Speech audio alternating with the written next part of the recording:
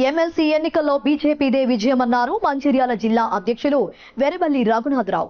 జిల్లా కేంద్రంలోని బీజేపీ కార్యాలయంలో ఏర్పాటు చేసిన విలేకరుల సమావేశంలో ఆయన మాట్లాడుతూ, మొన్న ఢిల్లీలో జరిగిన శాసనసభ ఎన్నికల్లో ఆమ్ ఆద్మీ పార్టీ ఎలా చతికిల పడ్డదో త్వరలో జరగబోయే ఎమ్మెల్సీ స్థానిక ఎన్నికల్లో కాంగ్రెస్ పార్టీకి కూడా అదే గతి పడుతుందని ఎద్దేవా చేశారు. కాంగ్రెస్ పార్టీ ఇచ్చిన హామీలను నెరవేర్చడంలో విఫలమైందని, అందుకే ఆ పార్టీని తెలంగాణలో ఎవరూ నమ్మడం లేదని అన్నారు. స్థానిక ఎన్నికల్లో బీజేపీ విజయం సాధించిన బీఆర్ఎస్ కాంగ్రెస్ పార్టీలకు సరైన బుద్ధి చెప్తుందని ఆశాభావం వ్యక్తం చేశారు. ఈ మేరకు నూతనంగా ఎన్నికైన మంచిర్యాల జిల్లా బీజేపీ అధ్యక్షులు వెంకటేష్ కు శుభాకాంక్షలు తెలిపారు.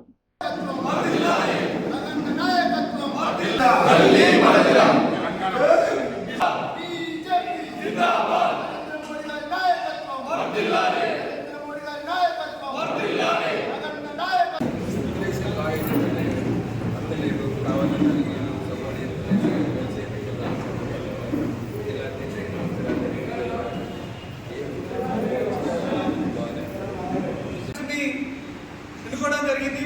మంచిర్యాల బీజేపీ జిల్లా అధ్యక్షులుగా కొనసాగిన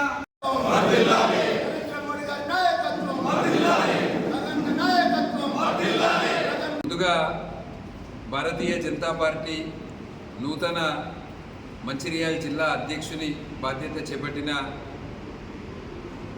నగునూరి వెంకటేశ్వర్ గౌడ్ గారికి భారతీయ జనతా పార్టీ తరఫున శుభాకాంక్షలు, శుభాభినందనలు. వెంకటేశ్వర్ గౌడ్ గారు చాలా సీనియర్ నాయకులు. బీజేపీ అనేది ఒక క్రమశిక్షణ కలిగిన పార్టీ, ఒక సిద్ధాంతం కొరకు పనిచేసే పార్టీ.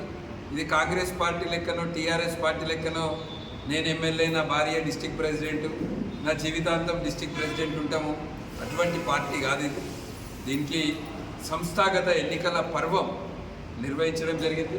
సంస్థాగత ఎన్నికల్లో భాగంగా ముందు సభ్యత్వం తర్వాత క్రియాశీలక సభ్యత్వము, బూత్ కమిటీలు, మండల కమిటీలు, జిల్లా కమిటీలు.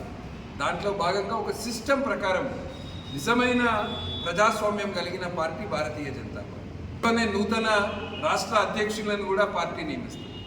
నూతన రాష్ట్ర అధ్యక్షులు, నూతన జిల్లా అధ్యక్షులు, నూతన మండలాధ్యక్షులు, నూతన బూత్ అధ్యక్షులు, వీళ్ళందరినీ ఒక కొత్త ఉత్సాహంతో రాబోయే రోజుల్లో ప్రజల్లోకి వెళ్ళి ఇవాళ ఉన్న మన తెలంగాణలో ఉన్న పరిస్థితి చూస్తే 420 కాంగ్రెస్ ప్రభుత్వము, 420 ప్రభుత్వం ఎన్నికల సమయంలో అనేక హామీలు ఇచ్చింది, ప్రజలను మోసం చేసి ఇవాళ అధికారంలోకి వచ్చింది.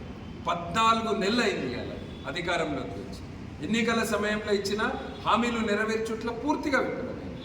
ఇవాళ ప్రజలందరూ కూడా ఏదైతే ఢిల్లీలో ఆమ్ ఆద్మీ పార్టీకి పట్టిన గతి తొందరలోనే తెలంగాణలో కాంగ్రెస్ పార్టీకి కూడా అదే గతి పడుతుంది.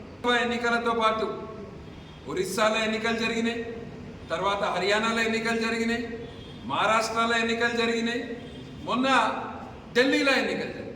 ఈ 4 ఎన్నికలలో కూడా బీజేపీ పార్టీ భారీ మెజారిటీతో ఊహించని విధానంగా, అంటే బీజేపీ వైపు ప్రజలు చూస్తారు, నరేంద్ర మోదీ గారి నాయకత్వం వైపు ప్రజలు చూస్తారు. భారీ మెజారిటీతోటి బీజేపీ ఈ 4 రాష్ట్రాలలో గెలిచింది. నెక్స్ట్ ఖచ్చితంగా బీజేపీ తెలంగాణలో కూడా అధికారంలోకి రాబోతుంది.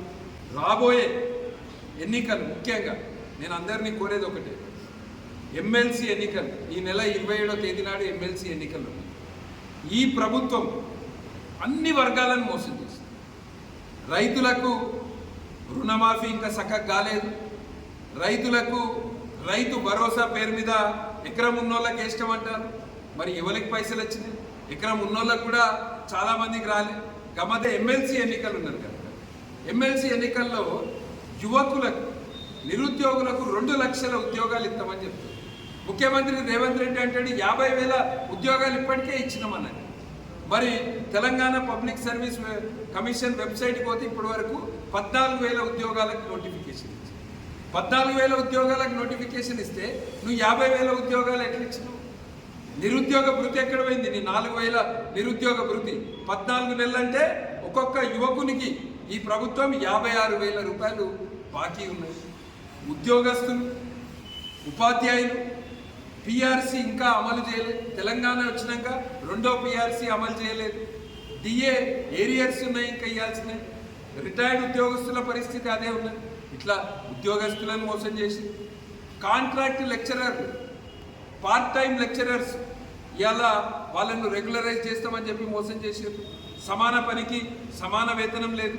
ఈ ప్రభుత్వం వచ్చినాక 14 నెలల్లో ప్రతి డిపార్ట్మెంట్లో ఉన్న ఉద్యోగస్తులు మనం ఐటీడీఏ వాళ్ళని చూస్తాం.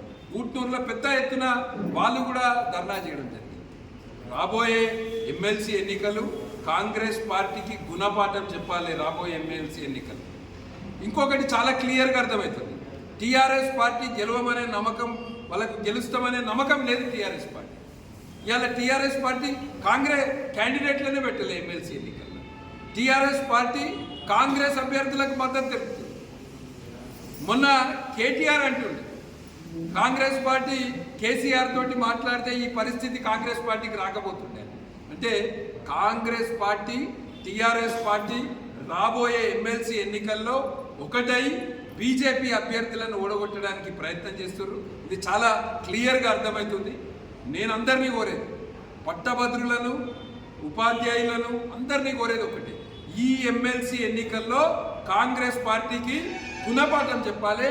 ఈ ఎమ్మెల్సీ ఎన్నికల్లో బీజేపీ అభ్యర్థులను పెద్ద ఎత్తున గెలిపించండి. బీజేపీ మీకు అండగా ఉంటుంది. ఖచ్చితంగా మీరు రాబోయే ఎమ్మెల్సీ ఎన్నికల్లో భారతీయ జనతా పార్టీ అభ్యర్థులండి. రెండో విషయం, స్థానిక సంస్థ ఎన్నికలు. స్థానిక సంస్థ ఎన్నికలు ఎప్పుడు పెట్టినా భారతీయ జనతా పార్టీ స్థానిక సంస్థ ఎన్నికలు ప్రతి పంచాయతీలో, ప్రతి వార్డులో, మున్సిపల్ కార్పొరేషన్ ప్రతి కార్పొరేషన్లో కూడా ప్రతి కార్పొరేటర్ని కూడా భారతీయ జనతా పార్టీ తరఫున పోటీ చేపిస్తాము. బీజేపీ స్థానిక సంస్థ ఎన్నికలు ఎప్పుడైనా కూడా భారతీయ జనతా పార్టీ గెలుస్తుంది. ఇక్కడున్న ప్రజలకు అందరికి కూడా కాంగ్రెస్ పార్టీ మీద నమ్మకం పోయింది. కాంగ్రెస్ పార్టీ ఏవైతే 6 గ్యారంటీల పేరు మీద మోసం చేసిందో ప్రజలందరికీ కూడా అర్థమైంది కనుక స్థానిక సంస్థలు ఎప్పుడు పెట్టినా కూడా మేము సిద్ధము.